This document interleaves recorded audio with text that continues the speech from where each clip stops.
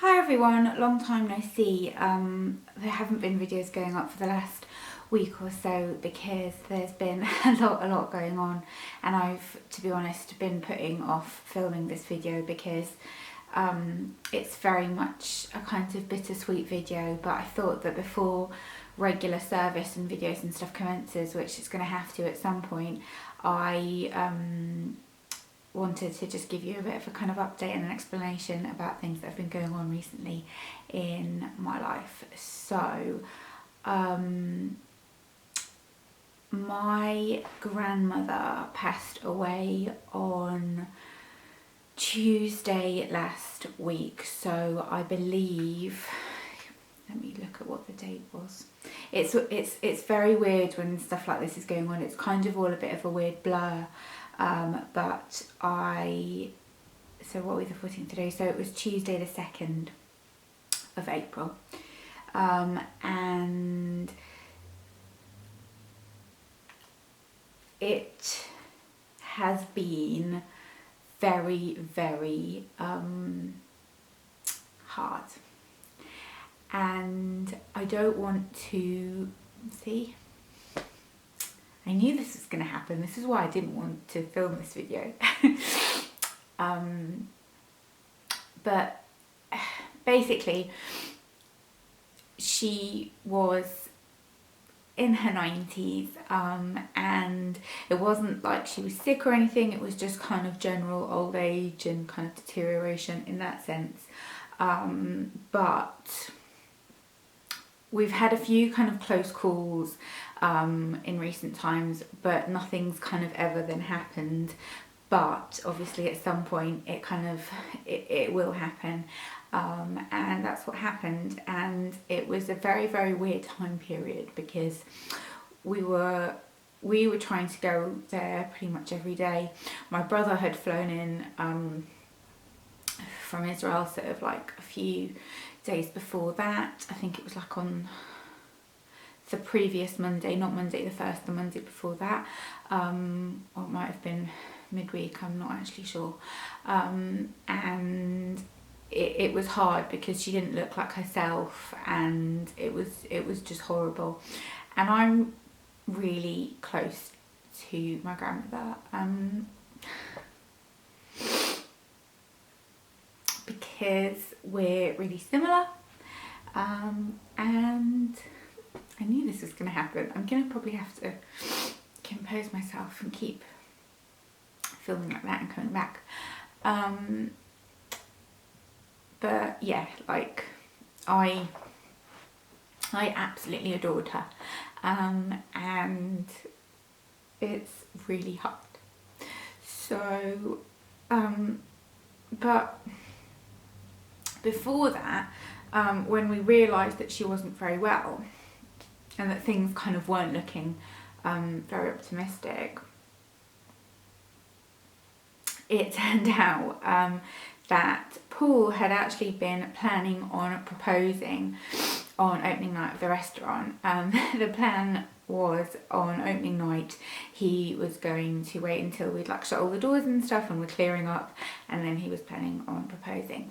He'd bought the ring like before Christmas, I think he said it was, and that's what he was planning to do. But he had spoken to my mum, and he had sort of said to her that he was thinking that perhaps it would be better to push it forward, and that we would be able to show my grandma in case the worst happened, kind of thing. Because obviously he lost his dad a few years ago, and he said that he didn't want me to feel like sort of, you know, oh, I wish this person could have seen this, because I mean there'll always be those, won't there, but in that sense.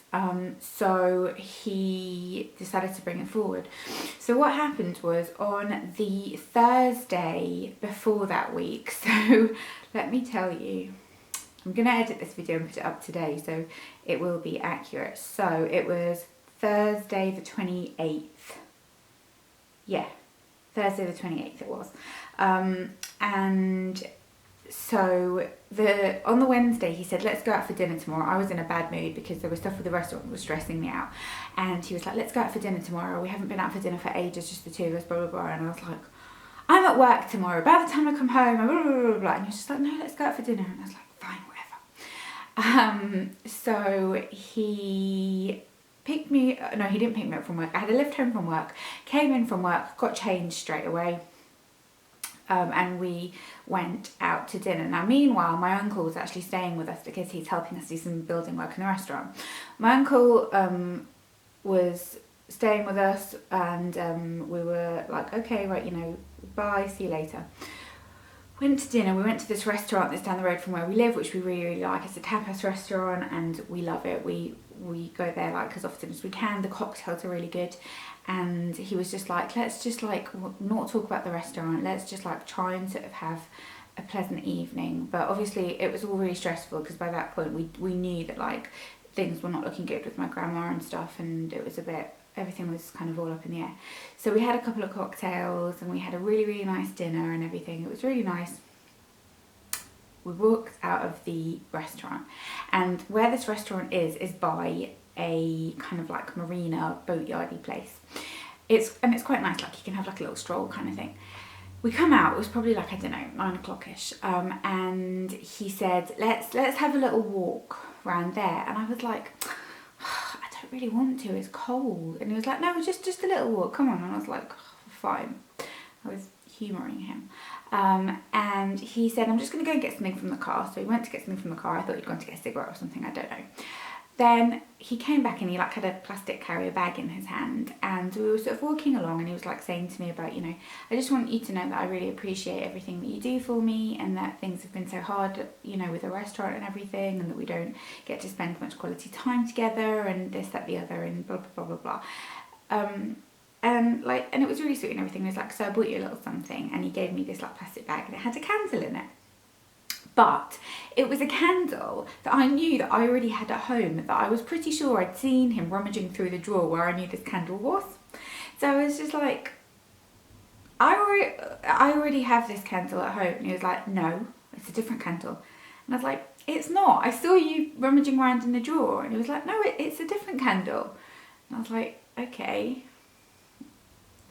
thanks. Like, I was a bit confused as to what was going on. And so then we sort of carried on walking for a bit, and he was like saying all of this stuff, whatever. To be honest, I don't actually quite remember exactly what he said, which is, it is annoying. I wish I remembered better. And so we were walking along, and then he said, let's like sit here for a minute. So we sat down, and he was like saying, you know, we've been together for such a long time, and I love you so much, and blah, blah, blah, blah, blah, and this, that, the other. And I was like, it's really sweet. In my head, I'm thinking, it's really sweet. Thank you. It's really nice. Love you. I'm freezing my tits off. Can we go back in the car? Can we go home? Because it was really cold. It was windy as well because you were by the sea. And I was freezing. I had like a dress and tights on, so like I wasn't super warm either. I think I had a coat on, but like I was cold anyway. And he was just like, you know, we've been together for so long, and I'm so in love with you, and blah, blah, blah, blah. I was like, oh, cute. Okay. So we kissed, and as we're kissing, I could feel that he was rummaging around in his coat pocket for something. I thought he was rummaging around in his coat looking for his keys. So we pull apart, and there's a box with a ring in it, and then he just said, so will you marry me? And by this point, he was really nervous. Thinking back now, he was really nervous, and he was sort of mumbling and stuttering, and it was all a bit kind of like, it was odd. But I don't know, I didn't think anything of it. I just thought it was because it was cold. And he managed to get the will you marry me bit. And I was just like, what? So I think it took me a couple of minutes till I could speak, and then I was like, yeah. But it was also very dark. I couldn't see the ring properly. Then when I did see it, I realised that it was a ring that I had pointed out that I liked. because, you know, we've been together for 100 years. It's not like kind of like we didn't know that at some point this was going to happen. I just didn't think it was going to happen imminently. I did have a suspicion that if he was going to do it, opening night restaurant would be what he was going to do, just because I know him, but I didn't think that it was going to be soon. But anyway, I will show you my ring. So that's my ring, and I absolutely love it. Like, I didn't necessarily think that this would be the style of ring that I would like. I thought I would like something that was a little bit small. I've got really, really dodgy faked hand. I'm really sorry. I was testing something yesterday and it was one of those ones that didn't have a guide colour, and I always mess up when I don't have a guide colour. I thought I wanted something that was a bit smaller with kind of stones around the shoulders, but I didn't. When I saw this, I sort of, I don't know, it reminded me of like an Elizabeth Taylor kind of ring. I thought it was just really classic and timeless and beautiful. Like, I love it. So then, like I said yes or whatever, I rang up my sister. Well, I rang my mum first, but my mum didn't answer. So then I had to ring next door because my mum was obviously at my grandma's with my aunt, and sort of said to her. And then my mum obviously knew because he'd already spoken to my mum about it. He didn't, by the way, ring my dad and ask for my dad's hand in marriage or all that crap, because I've always specifically said that I do not want that to happen. My dad is in Israel still at the moment. My parents are still together, but it's a complicated situation anyway. But yeah, so that. And my mum already knew everything, but my sisters and everyone didn't know. So then I rang my sister and she picked up, and I was like, I'm getting married. And she just said, fuck off. And I was like, no, seriously. So that was all really nice. We told everyone when we got back. We told my uncle. He was really chuffed because he was in the house, obviously. And then the next day we went to tell my grandma, and I'm so glad that we went to do it on the day that we did, because we weren't actually planning on doing that. We were going to spend the day there on the Sunday because it was Mother's Day, but by that point she wasn't super kind of like with it and responsive because of some of the medication and things. So I'm really, really happy that we did it when we did. So we went and told her she was in bed, obviously, and we came in, my mum came in, Paul came in, and I said, I've got something to show you. And I just showed her my ring, and she instantly knew what that meant, what was happening. And she sort of said, wow. And she was so happy. It was so lovely. Like, she really, really liked Paul anyway. And she was so happy. And then she said congratulations, and then she said to Paul, it's about time. And then she was just like smiling constantly. She was so happy. And so then I said to her, do you want to have a look at my ring? So I took my ring off and I let her sort of have, well, she couldn't have a look, I was holding it and showing her. And she said my ring was glorious, was the word that she used, that she loved it and it was glorious. And then I said to her, are you happy? And she said, too Irish, which she always used to say, which, like, it's just cute. And then my mum said that later on, my mum said to her, are you pleased? And she said, I'm thrilled. And she said that it tied things up nicely. And that was pretty much the last kind of coherent conversation that we had with her, because the day after that, well, later on that evening, I think it was, they had to up some of the medication more and more and more, and it eventually, like, she couldn't really speak and she wasn't really waking up. And so we spent the day there so that was the Friday. I was at work on the Saturday, then we spent the day there on the Sunday. We went back on the Monday and we spent the day there because things were not looking good, and I had a feeling on the Monday that was coming.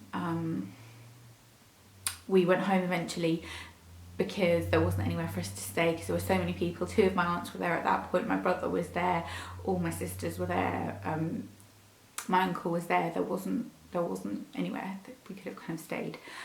So we went home, and then at 7 o'clock the next morning we had a phone call from my brother. I'd gotten up to get ready because I was meant to go to work, and we'd got a phone call that she had just passed away. So we waited for my sister to come because she was at her boyfriend's, and we all went to my mum's, and it was all a bit of a blur. But then the funeral was scheduled for this Thursday just gone, and I read something with my sister, which I'm so thankful for that she wanted to do with me, because I don't think I could have done it on my own. I was planning on doing it on my own, and then she said that she'd do it with me. She wanted to do it with me, so that was really helpful. And as far as funerals go, it was lovely. We didn't have an officiator, we kind of did it all, and I read something on behalf of like me and my sister, and then I read something on behalf of my mum. I read Stop All the Clocks, you know, the W.H. Auden poem. I read that on behalf of my mum, which is heartbreaking. My cousins both spoke, and they did a great job, and it was lovely. I expected to feel kind of relieved and a little bit better after the funeral. I know it's only been a couple of days, so I don't. Right now, I don't. I feel kind of empty and just very, very sad. But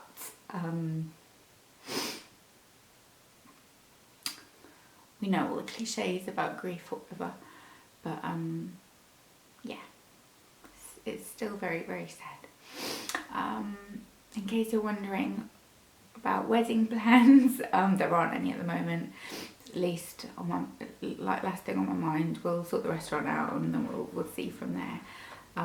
But the fact that he understood what it would mean to me for her to be able to see that, and more so, and why I'm marrying him. So yeah, sorry about this video. Probably not what you want to watch on a Sunday. Quite depressing, and I've probably just smudged all of my mascara. But yeah, I just wanted to give you a little bit of an update on that.